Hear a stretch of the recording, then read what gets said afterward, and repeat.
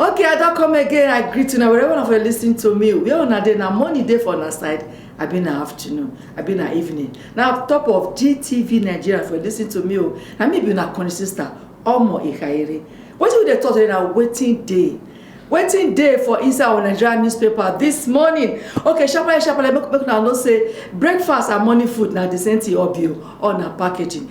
May we go our Punch newspaper this morning. Our Punch they tell us today will be the 15th of November 2020, half of the motto, now be 15th. Okay, they tell us now, say, over 45,000 children, now they don't release from detention no, during COVID-19 pandemic. What they talking about UNICEF? This one, for example, our Punch newspaper. It say over 45,000 children, now they release from detention during COVID-19 pandemic. Therefore, it's a Punch newspaper this morning, and we see they go on. We don't enter another matter again. For this hour, let's say Christmas don't smell. They call it Yuletide period. Christmas they sent everywhere. Uzodima, it don't tell Imo people say those were there for abroad, where they call diaspora. So make them not worry. Say everywhere go they secured for them. Uzodima they talk this one for inside the Punch newspaper. On that one say they come youths. They don't block a highway because what happen? What made they block highway for Akwa Ibom? Because 3 people then die for Akwa Ibom. So do the youth now because they will not go agree. What made 3 of their people can't die where they call youth? They can't block the highway. What they call barricade. This will happen for inside Akwa Ibom State. And the last one we'll take for inside Punch newspaper. Now be say no court. The order say no court order restraining Zamfara congresses. So we they talk those baby go out there for inside APC. He say no court where they say make the restrain Zamfara congress. So this one they come from baby go out there for APC. We don't come up for a Punch. Make we enter the next newspaper. Vanguard they tell us say Justice Odili house where they raid. Justice Odili house where they raid. He say I don't know Adodo. Who they talk now Malami talk Odili house where they are say I don't know Ajodo. So they for inside Vanguard newspaper now Malami and they talk this one. Okay, we still there for inside Vanguard for Soludo governor now way away for Anambra. He say he go make Anambra work for the people. Yes, we say because in Soludo now win. This man say he go make Anambra work for the people. Who they talk now Ato Eze. And they talk this one for inside Vanguard newspaper. Okay, for that our another story again. That Vanguard reporter where die, where the man say, it is now robber 9 cross, 9 jam, no say na person when they now told you Salem. Yes, the family don't talk, say they want seek more clarification from the police.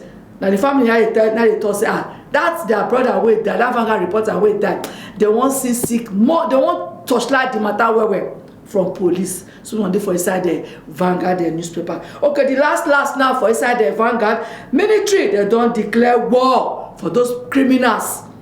Those people they do bad in their gang where they operate along Benue and Nasarawa borders. We don't come up for inside the Vanguard. Maybe we enter Guardian newspaper this day. Okay.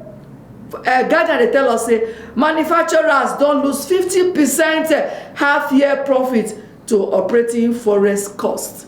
This one not just sweet at all. Those way they manufacture things, so they don't lose 50% or a half-year profit to those way they operate forest costs. Okay, we don't say anything on that today for inside Guardian. The Guardian they tell us say the Guardian publisher where they are Lady Maiden Alex Ibru, he don't get courage to dream award. Not say woman, the power. Yes, so powerful people. They say strength of a woman. This one a woman. The Guardian publisher when a Lady Maiden, when a Alex Ibru. Lady Maiden Alex Ibru as a theater for inside the Guardian. He say he don't get courage to dream award.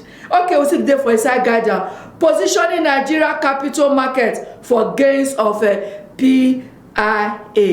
So I say position Nigerian market. See now for gain, get the one gain of PIA, that's the Petroleum Industry Act, where our president signed into law. This must be for inside Guardian newspaper. The last one for inside Guardian, he said no hiding place for Cape Verde blue sharks. So that for sport matter. So no hiding place for Cape Verde Blue Shark. Okay, may we after the last one this morning. Last one be our Sun newspaper. I say money, if it be money for your side, if it be afternoon for your side, if it be evening. But all join say that today na 15th of November will be the year 2021. The last one for Sun newspaper tell us say gunmen they don't kill 4 people where there are people die or they call them Monday. Now they go kill them for Benue. Imagine people wey lost person that they mourn them. They can't go kill 4 mourners for Benue State. This is not just good at all. So they for inside Sun newspaper. Okay, on that one for Sun newspaper this morning, I be after I've been evening for your side. 2 arrested with human head in Ogun. Now wow. They arrest 2 people, they carry human head for inside Ogun State. For the food story, final for inside the Sun newspaper. NDLEA, that's Nigeria Drug Law Enforcement Agency, they don't hold people that don't hold cocaine, urine containment yet. So they carry something enter inside airport. I want to understand. Inside the thing, cocaine dey inside, urine dey inside. This thing happen for inside Lagos airport. NDLEA buzzer for now wanna take arrest them. Okay, now so we the end today or tomorrow another day. I remember when I call the sister. If I don't forget, say na inside GTV Nigeria. None of the watch, they listen to me. I salute you now. I'll see you now tomorrow. Bye bye.